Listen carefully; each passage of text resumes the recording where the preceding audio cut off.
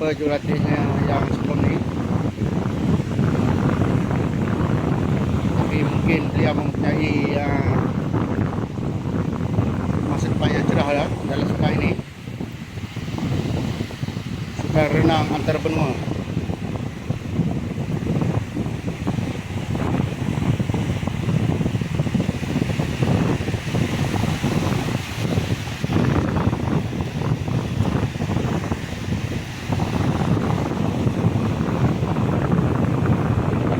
Pun baik pada petani, tidak terlalu kuat dan tidak terlalu perlahan.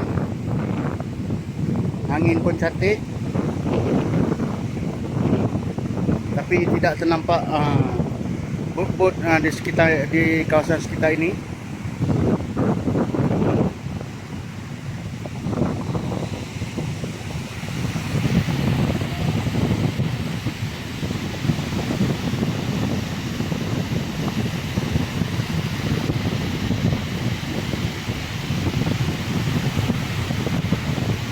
Beliau masih lagi meneruskan latihan, belum mencuba untuk memulakan langkah pertama renang dari sini menuju ke Afrika Selatan.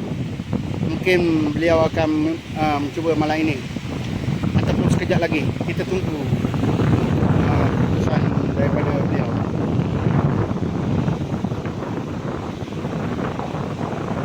Kita lihat suasana di waktu ini sudah hampir maghrib. Kebanyakan mereka yang bersama keluarga telah pulang ke rumah ya.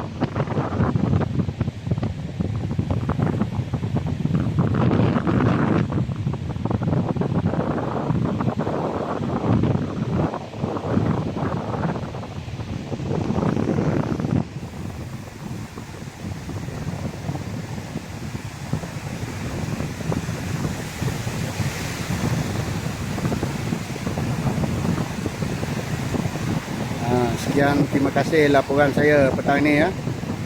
Melaporkan dari Pantai Hiburan Rompin, Pahang, Malaysia.